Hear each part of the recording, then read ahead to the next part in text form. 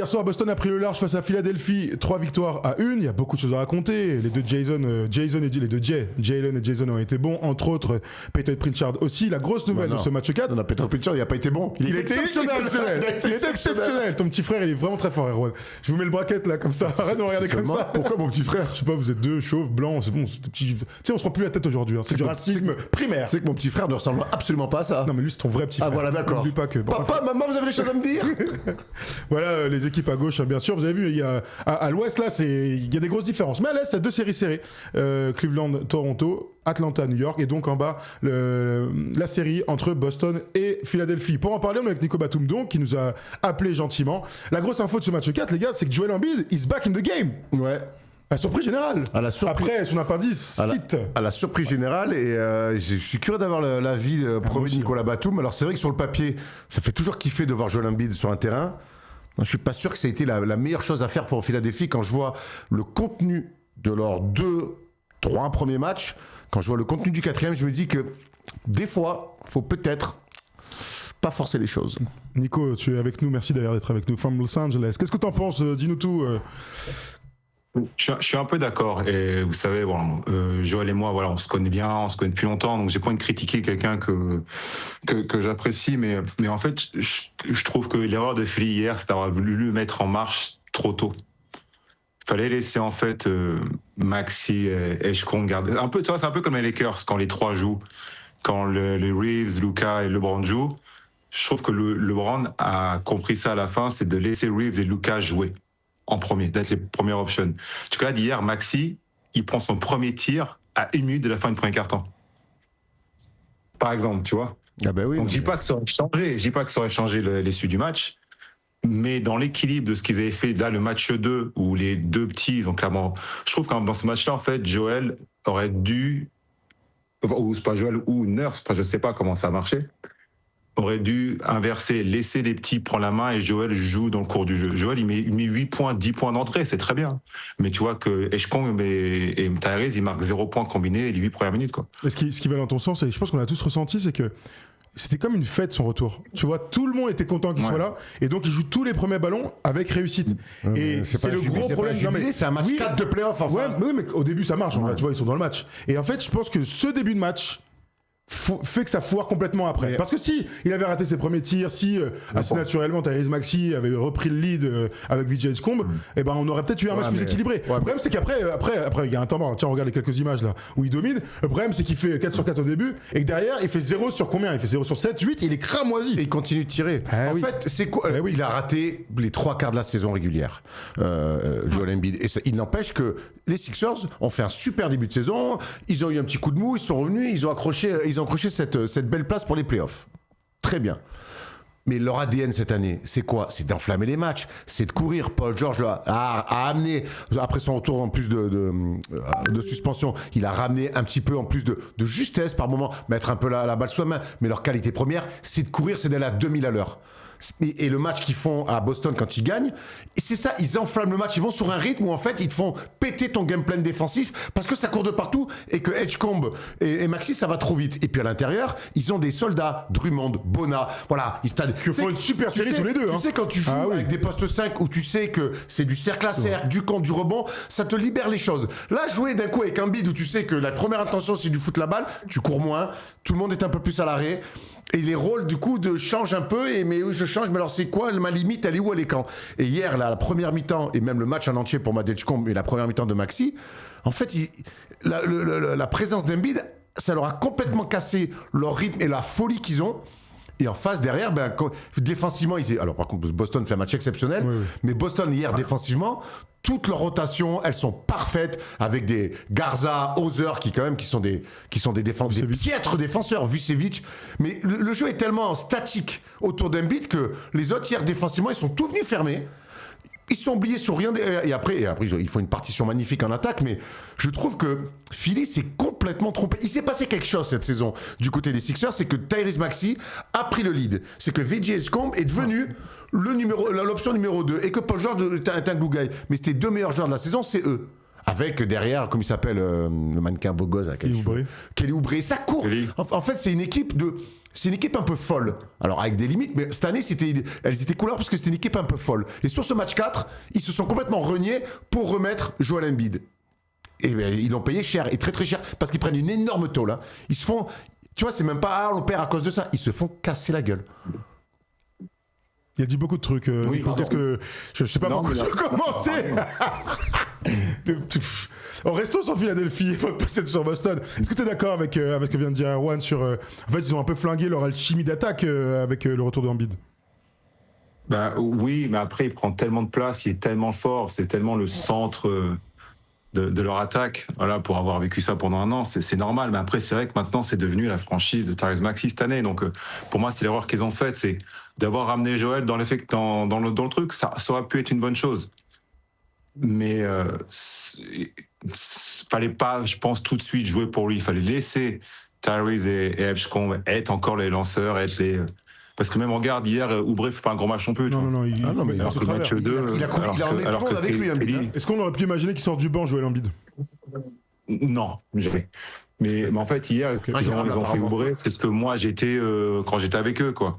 Ils ont été, alors que Kelly, c'est un mec que tu fais jouer à fond, quoi. Tu donnes le ballon, il est tellement énergique que voilà, quoi. C'est dommage que tu l'utilises pas, quoi. Et c'était mon rôle, moi, quand j'étais avec eux, quoi. C'était ce rôle-là. Mais sauf que lui, il a d'autres qualités, il peut être beaucoup plus scoreur.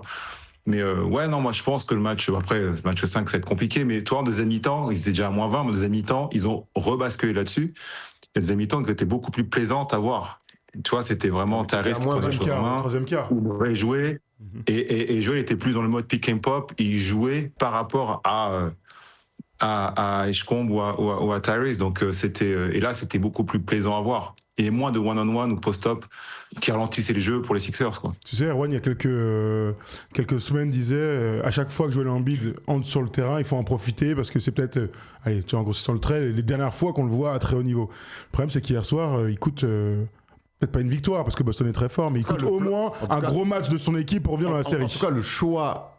En fait, c'est pas Joel Embiid, sa prestation. Non, c'est global. C'est le choix tactique, stratégique de le mettre au cœur de l'attaque et de la défense. Je veux qu'on va ouvrir après ce chapitre-là. Eh ben en fait, oui, ça leur plombe le match. Maintenant, ils doivent le savoir, les Sixers 1, Joel Embiid aujourd'hui, ce qu'il peut proposer. Parce que ce qui coûte en attaque, même si le début est plutôt bon avec des fautes provoquées, beaucoup de ça dure 5 minutes. Ça dure 5 minutes. Ouais.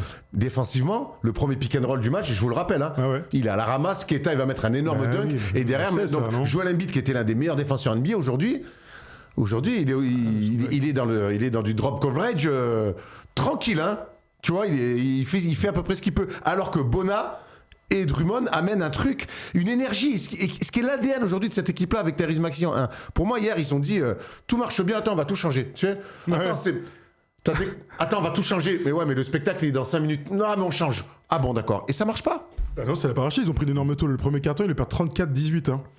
C'est fou parce qu'on a vraiment les 5 premières minutes en tête. En fait, ça a très très peu duré. Ils sont dominés tout au long de la rencontre. Bon, en tout cas, si on veut avancer un petit peu, je vais vous donner les stats avant de parler de Boston. Tyrese Maxey finit à 22 points, 7-14. Moins de 22 de plus-minus. Kelly Oubre, tu parlais de ça tout à l'heure, il est à 31 minutes, 2 points. Il a pas marqué dans le jeu, il a même pas marqué, il a 0 sur 6 au tir, c'est incroyable. Joel Embiid est à 26 points, à 9 sur 21 au tir. Et donc Vijay Edgecombe, je pense que vous avez tous vu la stat passer sur les 3 premiers matchs, il a plus de 15 tirs tentés sur chaque match. Là, il est à 2 sur 9 au tir, 0 sur 4 à 3 points. Il a 6 petits points. Ils l'ont tué en fait, leur petit là. Ils ont flagué tu vois, en fait, là, ils ont, les deux cumulés ont autant de tirs que Joel. C'est impossible en vrai. C'est chaud. Les deux, ils doivent prendre, en playoff, je ils doivent prendre 50 tirs à 2. Entre 45 et 50 tirs à 2. Ils ont minimum hier, hein. Franchement, minimum. Et tu peux même rajouter Paul George qui est à 16 points à 6 sur 13 au tir. Et Grimes pareil. Grimes, alors hier, il s'est passé un truc chelou. À un moment donné, ils ont dit allez, vas-y. Avec Adam Bona, ils ont été benchés tous les deux, ça se passait mal. Ils ont dit les gars, vous rentrez sur le terrain. Et comme c'est des super joueurs, ils ont l'énergie et de l'orgueil. Il y a 3-4 minutes où il se passe quelque chose. Alors, c'est déjà, il y a un écart. Hein. Mais je me dis, putain, mais fais-les jouer eux. Ils défendent, ils se battent. Il y a un coaching bizarre de Nick Nurse, faut vraiment dire. Le match 2 était kiffant. Le match 2 était kiffant à voir. Bah oui, Mais parce qu'ils sont allés sur un rythme, il y a eu des prises de risques et en plus ils sont tombés dedans. Et même tout Boston, qui est une équipe ultra bien organisée, on va en parler. En fait, c'était trop pour eux. Et quand ils sont dans des bons soirs d'adresse, ils peuvent taper n'importe qui sur un match. Là, pour moi, Nick Nurse et le staff des Sixers se sont reniés complètement. Ouais. Tu peux jouer comme ça même avec Joël. Tu peux jouer comme ça. Le truc, c'est qu'il faut pas forcément le mettre au centre du projet. Maintenant, fallait pas le mettre maintenant. Après d'autres séries, si Joël avait joué 15 jours, la pas eu son opération et de game 1, ça aurait été différent. Sauf que là, il sort d'une opération, ça fait 2 semaines qu'il joue pas, t'es contre les Celtics. Fallait juste continuer en fait, parce que même le match 3 ils sont pas mauvais hein, les Sixers, ils le perdent parce que JT c'est phénoménal et encore hier, mais ils auraient pu, c'est dommage. On parle un peu de Boston, on le disait tout à l'heure, Peter Pritchard a ses 32 points est exceptionnel, les deux Jay ont été bons, ils ont tous globalement été bons, franchement, ils ont fait le match qu'il fallait à l'extérieur. Ouais, belle discipline. Ouais. Très belle discipline de défensive, belle discipline d'attaque. Tous les mecs qui sont rentrés de Jordan Walsh à Luka Garza ont apporté des choses. Et moi, j'ai été bluffé hier par la prestation vraiment des Boston Celtics qui ne font que confirmer que pour moi, c'est la meilleure équipe de l'Est. Ils se sont fait attraper sur ce match 2, mais je pense qu'il y a 99% des équipes qui seraient fait attraper face à ce Philly-là. Mais derrière, je trouve, tu vois, quand Peyton Pritchard, il amène ça, il a cette magie, cette folie, et que derrière, les deux autres peuvent un peu se reposer. Moi, j'aime beaucoup commencer avec Keta. J'aime beaucoup, tu défends sur Keta, qui amène des bonnes minutes, du cercle à cercle. Derrière, t'as vu Vucevic. Attends, drop coverage. Ah non, il a 3 points. Vra. Enfin, tu te fais massacrer de partout. Tous les entrants savent parfaitement leur rôle. Ils ont leur hiérarchie. C'est parfaitement coaché. Bravo. Cool. Moi, on m'a posé la question. Pour moi, Mazzulla est le meilleur coach en NBA. Je pense c'est pas d'être le coach de l'année pour moi. Tu arrives à changer drastiquement ton équipe où tu perds 2 key players avec Porzingis et Holiday. Tu as ton meilleur joueur qui est peut-être out pour la saison, début de saison. Tu pars sans lui dans ta tête et tu ramènes des joueurs que tu connais pas. Tu as des joueurs qui n'ont pas joué. Tu as Brown qui a peut-être le mec le plus douté de ces 3 dernières années. Et tu arrives quand même à finir top 2 à l'Est avec un système que tu as mis en place, que c'est ça qui est important, je pense. C'est là où Steve Kerr était phénoménal, où Pop a été phénoménal. Et je pense que Mazzulla, je me enflamme peut-être un peu, mais rentre dans cette catégorie-là, c'est qu'ils imposent des systèmes. Et une philosophie de jeu, et que n'importe quel joueur va venir dans la franchise, ils vont jouer de cette façon-là, et ça va marcher. Et Joe Mazzulla rentre dans cette catégorie de coach-là, pour l'instant, et qui marche en plus. Et ça marche, parce que même l'année dernière, les Knicks ils ont battu, mais je sais, ils font que eux, c'est minimum faire de conférence, quoi, à chaque fois, j'ai l'impression. Donc c'est minimum ça. Donc l'année dernière ils font 2e tour parce que les Knicks ont été phénoménaux et Tatum se blesse, mais là on est parti encore dans une série où la façon dont ils jouent, c'est bon, on sait que c'est l'équipe de Brown et Tatum, mais un coup d'air, Brown, limite, a été OK hier. Il met 22 points, mais je crois que c'est comme ça. Mais je crois qu'il met 4 points pour la mi-temps, ou il met 0 points ils sont à plus 20 alors qu'il est à 0 points. Derek White ne fait pas sa plus grande série, quand même, pour l'instant. On a un peu oublié. Mais il peut sortir n'importe où. Donc, non, les Celtics, pour moi, oui, c'est la meilleure équipe à l'Est. Il y a un truc qui revient vachement quand on regarde les matchs là, de Boston, c'est la maturité de l'équipe. Hein.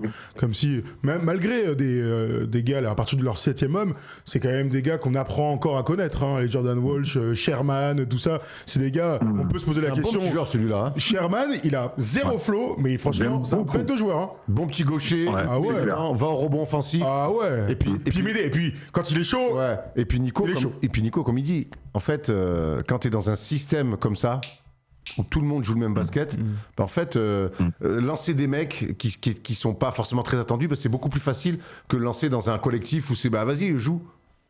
Non, c'est clair. D'accord. Est-ce qu'on peut faire vite fait une petite parenthèse, parce qu'on parlait tout à l'heure de Denver et justement de l'aspect collectif, parce que là on parle de Joe Mazzulla, Nico. Toi, c'est quoi ton avis sur ce qui est en train de se passer entre Denver et Minnesota par rapport au fait que en fait, les 2 stars soient coupés du reste du collectif?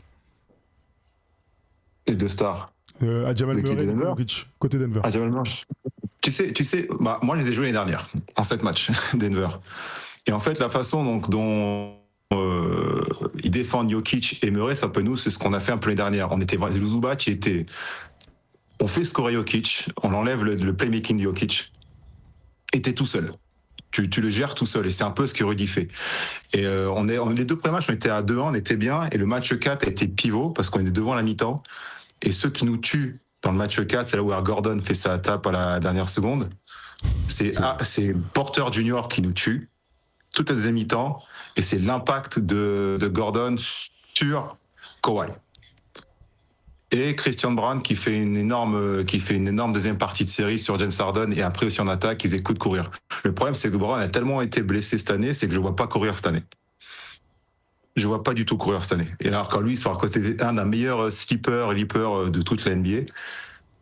Et ce que Porter, le truc, c'est comme tu expliquais tout à l'heure, Porter est des hauts et des bas, mais Porter, il crée une intention en défense que tu es obligé de te focaliser sur lui.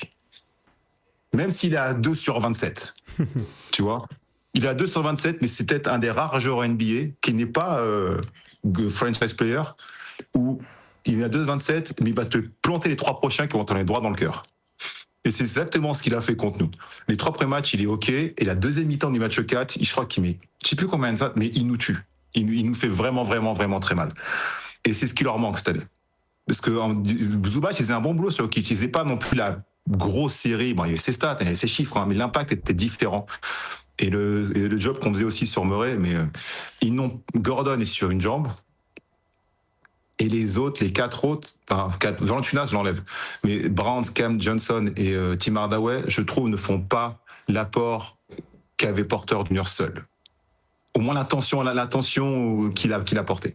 Ce qui va dans ton sens. C'est mon ressenti. Ouais, non, mais par rapport à ce que moi j'ai vécu l'année dernière sur 7 matchs contre eux. Quoi. On va parler contre ton ressenti, je te rassure, mais là où tu as raison, c'est que Christian Brown, ils font des impasses, tout le monde fait des impasses. Cam Johnson, la série, hein. Mais même ça en général. Ça leur coûte le match 1, oui. Mais par contre, ils sont allés au bout, ils vont au bout de leur truc. Vas-y, shoot dans le Cam corner. Johnson est sur le terrain, c'est pas sur le terrain. Ça change rien. Ça change rien. Ouais. Non, mais faut dire ce qu'il est. Tu vois, tout à l'heure, on disait Peyton Watson, sans dire qu'il aurait tout changé, mine de rien. C'est un gars, il est là, tu vois, il a de l'énergie. Il fait penser à Kuminga, c'est-à-dire que c'est des mecs sur le terrain, ils vont mettre des paniers, ils vont le rebond off, il va se passer un truc au moins, quoi. Ouais, mais là, il a progressé parce que nous, l'année dernière, quand les gens en playoff, Watson, on s'en foutait un peu. Oui, cette année, t'aurais pas pu. Il s'est acheté une réputation. Franchement, il joue 65 matchs, il est top 3 MIP. Hein. Oui. Clairement. Cette année. Il est top 3 MIP cette année, Watson, clairement. Mais ouais, c'est dommage. Et puis après, au-delà de ça, même, faut dire ce qu'il est. Ils sont fantastiques au niveau de la mentalité, les Wolves, parce que Rudy, il amène tout le monde dans son sillage. Littéralement. Rudy amène tout le monde. Il est en train il a posé une confiance dans la tête de tous les joueurs. Il dit, vous inquiétez pas, moi, je vais faire mon taf. Et en fait, tout le monde suit ça. Tout le monde le suit. Il est clairement dans un truc dans un rôle de leader. Il a tellement pris dans la gueule ce mec-là que je suis vraiment content en fait ce qui se passe pour lui. C'est qu'il a un rôle de leader vraiment où il prend même un tir à 3 points. Je te jure, j'étais au resto, j'étais prêt à sauter. Mais oui, pareil, tu sais que tout le monde se lève, mais je pense que chacun s'est levé en mode s'il le met. Ouais, bon là, c'est la cerise. Hein. J'étais prêt à sauter, à hurler dans le resto, je te jure. Mais non, mais tu vois, il a une assurance, il impose un truc. Ça montre vraiment avec ce tir à 3 points, ça montre qu'il est cool. C'est qu'en fait, je suis dans le combat et tout, mais allez, j'ai le droit. Oui, t'as le droit. Celui-là, vas-y pour 2. T'as le droit, bien sûr. T'as le droit. Par contre, mais vas-y. Bon, il a déjà mis un fadeaway exceptionnel il y a 2 ans, donc. C'est clair. Non, mais c'est dans l'attitude, tu vois, son body language, l'énergie qu'il a, ce qu'il dégage, il impose un truc où tout le monde suit, tout le monde se dit, ouais, on peut faire ça parce que. On a Rudy derrière, on a Rudy au cas où, on a Rudy qui a posé les écrans, on a Rudy qui a pris les rebonds, on a Rudy qui va stopper Jokic. Tu vois, dans leur tête, Rudy est là. Ent est dehors, mais c'est pas grave, on a Rudy. Donc dans cette série-là, je pense que dans leur tête, c'est ça. Okay. Ça se voit d'ailleurs. Écoute, on suivra la fin de la série tous ensemble. Je referme cette parenthèse.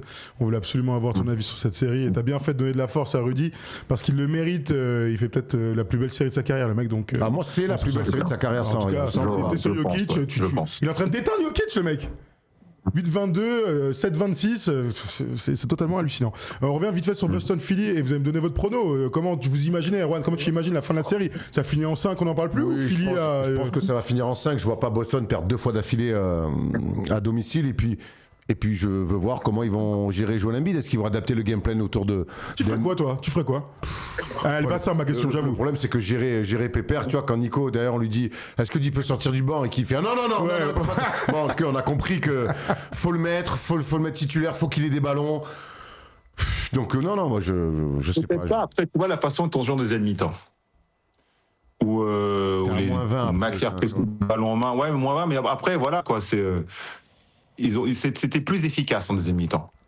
Il y a plus d'efficacité en deuxième mi-temps où plus Joël Oisif pose des écrans, joue dans le jeu et il aura ses tirs quoi qu'il arrive. Et s'ils partent là-dedans, et c'est Philly, on sait jamais avec eux, j'ai vécu. On sait jamais avec eux.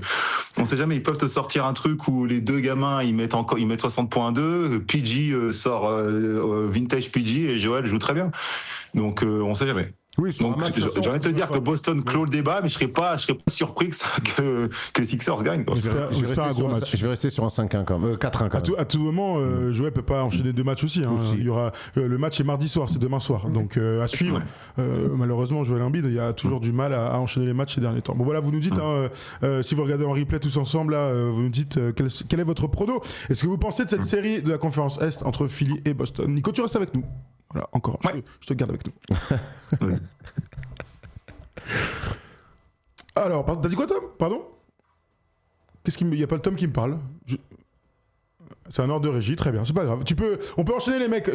On va profiter d'avoir Nico pour parler un peu de Victor. Bon joueur ce grand Victor là, non? Ouais, pas mal. Pas mal. Des qualités. Pas mal. Beau match de retour en tout cas, hein. Les 7 contre, 25 et 10, bravo grand. Bon, parle-nous un peu de Victor et de ce qu'il est en train de produire, de ce qu'il a produit sur son retour. On était un peu inquiets, finalement il est revenu un peu vite. Il a profité pour mettre un tir sur la NBA, le système, de protocole de commotion. Bon, bref, il est exceptionnel. Les Spurs mènent 3. Parle-nous un peu de Victor et des Spurs dans le sens large. On a revu même De'Aaron Fox est super bon maintenant. Non, c'est impressionnant, je trouve. Ils sont impressionnants. Donc après, c'était le premier match de Victor à l'extérieur en playoff, dans une salle, voilà, qui est assez atypique quand même quand elle est chaude. Et puis non, hier, ce qu'il a fait, collectivement, c'était génial. Ils ont essayé d'avoir une grosse victoire sans lui, mais ce qu'il a fait hier, ce qu'il a apporté hier, c'est vraiment sa densité défensive, quoi. Il met ses 25 points, certes, mais défensivement, ce qu'il apporte, la crainte qu'il amène.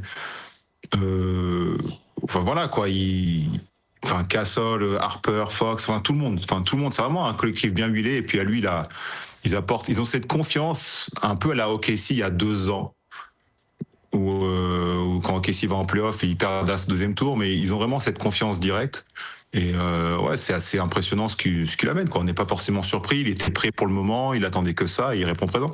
Ce que j'aime bien avec les Spurs sur ce début de playoff, c'est l'apprentissage XXL. On avait des grandes questions sur leur début en playoff, ce qui est normal, ne leur en déplaise. Donc le premier match, il y a quand même une maîtrise. Le deuxième match, avec Victor qui tombe, il domine. Mais finalement, pour leur premier money time un peu de playoff, ils le gèrent pas bien. Et ça a soulevé des questions autour de De'Aaron Fox notamment. Est-ce qu'on lui donne assez les ballons? Est-ce que lui se planque? Peu importe. Match 3, ils y vont sans Victor. Dans une salle atypique, Nico le dit, ils gagnent. En bonhomme. Ils gagnent parce qu'ils savent que c'est une meilleure équipe. Je pense qu'ils l'ont senti. Et moi, c'est ma théorie. C'est une meilleure équipe. Ils vont gagner ce match 3. Et c'est bien de parler de ce match 3. Pourtant, je me suis dit, ça, c'est une équipe de gamins qui apprend très, très vite. Et là, ils vont faire le match 4 avec Victor. Et sur la première mi-temps, ils sont dans un basket un peu foufou. Mais c'est parce que Victor est excité, non? T'as pas senti ça? Il était là, il était content d'être là. Il y a une surexcitation. Ils courent de partout. Et puis ils se retrouvent à moins 17. Dans les vestiaires, ils ont dû se dire, et si on rejouait juste notre basket et que défensivement, hop, on monte un peu le curseur. Et derrière, ils ont roulé sur ces 33-16 dans le 3e, 40-19 dans le 4e. Ah non, mais donc j'ai aimé ce truc de OK, c'était sympa la première mi-temps, on est à moins 17, on arrête de faire n'importe quoi, allez, hop, et derrière, démontada sur la deuxième mi-temps. C'est bien ça, démontada, t'as inventé un truc, j'adore. Et ça, je trouve, c'est la première fois que j'invente des choses. Mais c'est. Victor Hugo. Je préfère Paul Verlaine, ou pas. Mais. Ce que je veux dire, c'est que moi, il me donne des gages d'équipes qui savent déjà le chemin pour aller loin. L'équipe qui sait déjà. Qui sait? J'ai dit quoi? Qui savent. Ah ouais, une équipe qui sait déjà aller loin. Oh la vache, tu vois, Victor Hugo, pas tout de suite. Est-ce que tu es d'accord avec ça, Nico? Est-ce que tu ressens aussi la maturité des Spurs? Oui, c'est clairement, surtout hier, quoi. Il y a 2 jours, tu peux dire, bon, c'est un accident, c'est la jeunesse, mais le faire 2 fois de suite, déjà, par contre, ils s'en sortent bien quand même, parce que t'es 2 fois à moins 15 à l'extérieur, ça va, c'est entre guillemets Portland, sans manquer de respect aux Blazers. Ils font ça au deuxième tour contre Denver ou au Minnesota, ça va être compliqué de revenir 2 fois à moins 15. Mais par contre, de le faire 2 fois, c'est fort, quoi. C'est fort. Ils ont cette assurance, ils savent où aller, ils savent quand mettre les ballons. Victor fait pas un gros 3e quart-temps hier. Offensivement, je sais même pas s'il marque. Mais Vassell a été très très bon en 3e. Castle, il montre que c'est maintenant c'est lui et Victor, quoi. C'est le 1-2 punch pour les 10 prochaines années. Mais non, mais c'est voilà, le coach est très très bien, le système est en place et ça montre qu'ils ont un an d'avance sur le programme, quoi. 1 ou 2 ans d'avance. Quoi. 1 ou 2 ans d'avance, t'as raison. Et tout à l'heure, tu sais, la série n'est pas terminée hein, contre Portland. Évidemment, on sait jamais ce qui peut se passer. Mais dans les grands les trucs qu'on peut apprendre de la série entre Denver et Minnesota, c'est que sans DiVincenzo et peut-être sans Anthony Edwards, les Spurs, ils doivent se dire, mais en fait, on a peut-être un boulevard hein, si Minnesota passe. Hein. Est-ce que quand t'es dans un vestiaire NBA, ça, c'est un truc sur lequel tu peux avoir une discussion ouverte, cachée dans le vestiaire? Oui. Oui, quand t'as des vets expérimentés. Ok. Alors, après, oui, quand t'es inconscient ou insouciant ou surconfiant, je pense que OKC peut l'avoir et je pense que les Spurs doivent les avoir. Mais je pense pas encore. Je pense pas encore. Après, moi, sur une potentielle future confrontation, alors oui, il n'y aura pas Anthony Edwards et DiVincenzo, mais j'en parlais avant que tu arrives dans l'émission, Nico. Le combat, l'aspect dureté, plus face à Minnesota. Je suis très curieux de voir ces jeunes Spurs avoir défier cette équipe-là qui est ultra expérimentée et ultra physique. Vous avez une crainte par rapport à ça parce que l'équipe la plus dure de NBA, on dit souvent que c'est OKC, Minnesota, on peut le mettre dans le chapeau 1 avec. Je vois comment San Antonio joue à la fois contre tout le monde, mais aussi contre les grosses équipes. Moi, je trouve qu'ils font partie de ce chapeau-là. Hein. Ils ont vraiment ça en eux. Ils ont un truc, une grinta côté athlétique hier. À défendre sur Portland.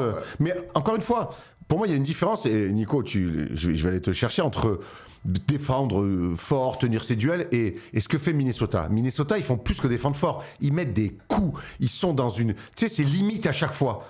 Tu vois ce que je veux dire? Et en fait, il y a une différence entre défendre fort et être ultra agressif. C'est des bad boys, Minnesota. Bah, ils ont vu que... J'ai vu ça ce matin, que les arbitres laissaient Rudy jouer. Donc, si Jokic n'avait pas les coups de sifflet, autant aller sur les autres, quoi. Et donc, ils ont gagné ce droit-là, quoi. Ils ont imposé leur loi défensivement. Et pour ça que ça va être intéressant. Moi, j'espère qu'on va y avoir un Wemby Rudy, parce que si Rudy sort d'une série où il a entre guillemets gagné son match-up face à Jokic, dans la conférence et là où tellement où il sera, c'est marrant de le voir face à Victor, quoi. C'est ultra excitant. Rien que pour ça, on a envie que Minnesota passe avant le match 7. Parce que le match 7, ça voudra dire que quand même les autres, il faudra se les taper après 2 matchs plein de confiance. Je voulais quand même qu'on dise un petit mot sur De'Aaron Fox. Parce que y a des doutes, des machins. La saison est encore longue, enfin la post-season est encore longue et on aura le temps d'être ravis ou déçus. Il n'empêche qu'hier, il nous a fait un match de padré avec ses 28 points, 7 passes, 6 rebonds. Il a 11 sur 17 au tir, 4 sur 8 à 3 points. Je vais pas dire c'est le match que j'attendais de lui. Mais il m'a bluffé hier. Non, il m'a bluffé. Non, moi, il m'a pas bluffé parce que je sais qu'il est capable de ça. Pas en playoff. En fait, je sais pas. Si, mais même le premier tour qu'il fait face aux Warriors, il est bon. Donc, oui, alors c'est les seuls matchs qu'il a fait. Il y en a 7 et il s'est pas déchiré. Mais ce que je veux dire, c'est que il est capable de faire ça. Moi, c'est pas les matchs. En fait, j'ai pas envie de parler de De'Aaron Fox quand il fait des matchs comme ça. Moi, j'ai envie de parler de De'Aaron Fox quand justement on ne le voit pas, qu'il se planque. Ça, alors, et encore une fois, la question que j'ai, et peut-être Nico va pouvoir nous donner son avis là-dessus, c'est est-ce qu'il se planque parce que on donne les ballons d'abord à Castle, voire à Dylan Harper, et du coup on lui dit mets-toi dans le corner, ou alors est-ce que c'est un choix de coach ou c'est lui qui disparaît? C'est une bonne question. C'est vrai que maintenant on sait très bien que l'équipe elle est maintenant orientée sur Castle et Wemby. Donc quand ça chaud, je pense qu'ils veulent donner le ballon à Stephen Castle justement pour qu'il apprenne et il grandisse dans ces moments-là. Et c'est ce qu'il a un peu fait dans le match 3 avec Harper, les deux ont pris le ballon. Moi, ce que j'ai aimé hier, c'est pas forcément son match en général. Ce qui est plus dur en NBA, des fois, c'est quand tu fais un comeback, quand t'es moins 15, c'est après de prendre l'avantage et d'enchaîner. Et c'est là où il a pris le ballon. C'est OK, ils sont revenus à égalité, et quand ils sont passés de égalité à plus 15, c'est lui qui a refait l'écart derrière, qui a clairement appuyé sur le marteau, qui a clairement éteint la salle. C'est qu'il a mis, je crois qu'il met 8-10 points de suite, drive, transition, step back, mismatch, face à Camara, face à Williams, face à tout le monde. Non, il les a tous pris un par un, et il a tué quand même tout seul, quoi. Bon, ça finit en 5 cette affaire ou... Oui, je pense, ouais. Voilà. Les Spurs qui dominent le match 1, qui dominent 3/4 du match 2, qui vont gagner 2 fois à Portland, wow, ils vont finir à domicile. Hein. Oh, d'accord. Je lis un petit tweet de Max Aubin qui viendra dans la libre antenne pendant les playoffs. Le plaisir, qui est à San Antonio, qui est aux États-Unis. Je sais pas si à San Antonio aussi. Si, à San Antonio. Donc il suit les Spurs. Vous avez peut-être vu passer la déclaration de Victor qui critique la NBA. Alors, du coup, il dit: je lis tout et n'importe quoi sur le sujet. Alors, je me répète, Victor Wembanyama n'a pas remis en cause la décision de la NBA de l'écarter du match 3. Ce qu'il a critiqué, c'est le manque de communication de la Ligue et l'absence de toute justification pour cette mise à l'écart. Mon confrère Jared Weiss apporte un élément supplémentaire. Après le refus de la NBA de le laisser jouer, Wemby aurait réclamé une réévaluation par un neurologue indépendant, estimant lui-même être apte à rejouer, mais la Ligue aurait refusé. Voilà, c'est pour être clair, parce que c'est vrai qu'on a vu Victor sortir un peu... voilà, bon.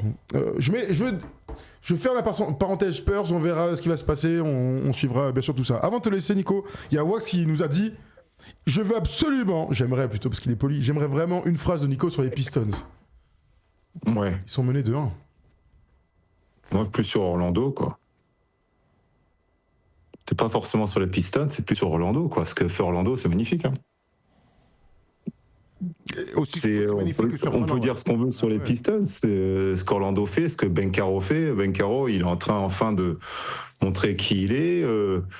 Orlando redevient l'équipe qui était l'année dernière.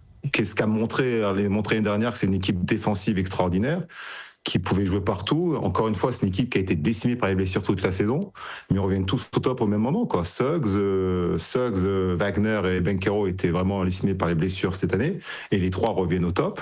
Black est génial, Carter tient physiquement Duren à l'intérieur. Très bien, Carter. Le coach est très très bon. Enfin, je suis pas forcément surpris. En fait, c'est vraiment un cadeau empoisonné, quoi, pour Détroit. Parce que c'est pas une équipe qui est 8e. Détroit, c'est l'équipe relou à prendre quand t'es premier et qu'ils finissent 8e. Et Détroit, c'est l'équipe relou à analyser quand t'es analyste, parce qu'en fait, ils font une saison régulière catastrophique. Orlando, tu parles. Orlando, je disais quoi. Orlando, donc c'est vraiment l'équipe pour les analyser. En fait, c'est l'équipe qui te fait passer pour un con. Bah, complètement. Mais il faut une fin de saison régulière minable, le dernier match à Boston, le premier match de play-in, tu dis, mais attendez, les gars. Attends, mais sur quel bouton ils ont appuyé pour être comme ça, là? C'est ça la question. Tout de suite, ils nous emmerder. Ils arrivent en playoff, les gars, ils vont gagner d'entrée à Détroit, ils mènent 2-1. La confiance est revenue sur le deuxième match de play-in. Tout est revenu d'un coup. Je sais pas ce qui s'est passé, peut-être une bagarre, une discussion, une orgie peut-être, une orgie dans un hôtel. Non, ça se fait pas ça en NBA. Ah ok, excuse-moi, je me suis enflammé, pardon. Bon voilà, en tout cas, le match 4 ce soir. Match 4 ce soir, Orlando. Détroit en grand struggle. Ah ouais. Wow, si tu perds, t'es mené 3 là. Wow. On serait tous très déçus pour les Pistons et on pourra détruire Jalen Duren. S'il continue ces conneries là. Il fait une drôle de série. Et alors il découvre aussi, c'est que c'est la deuxième playoff. Mais je le trouve dans l'attitude. Mec, tu joues comme un gars, comme si t'avais déjà 3 bagues. C'est non. Mais Carter Junior, il est chiant. Hein. Ah, mais je crois qu'il a. Ouais, Carter Junior, il est chiant. Tu sais très bien quoi, Dan Carter, il a des comptes à régler avec Jalen Duren. Oui, aussi. arrête. Ouais. Oh. Ah gros, moi je me mets à sa place, j'aurais la haine de ouf, gros. Si j'avais chaque fois contre des ex de mes copines, gros, j'aurais été un phénomène. T'aurais joué déjà contre la moitié de la ligue, hein.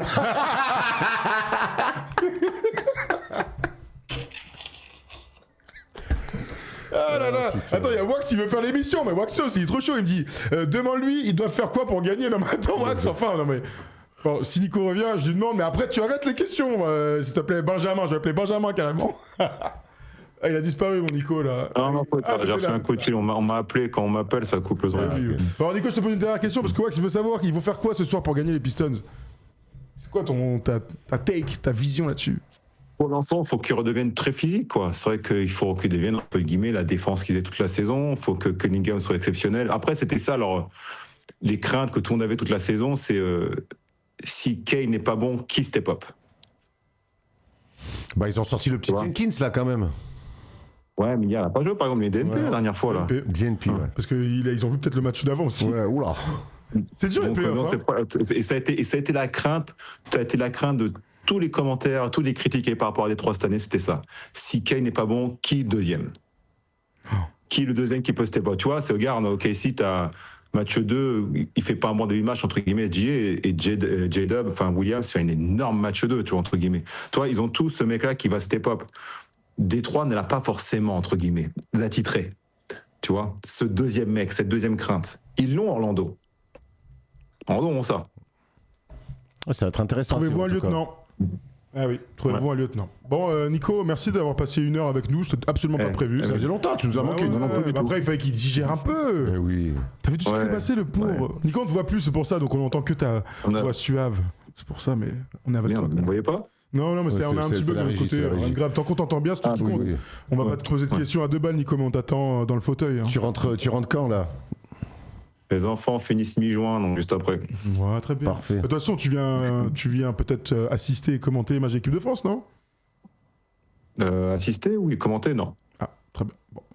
Non, Dommage. C'est pas une compétition Ah officielle. oui, c'est Non, vrai, c'est c'est pas sur une Bein, pardon, compétition c'est sur Bein, officielle, sur Bein.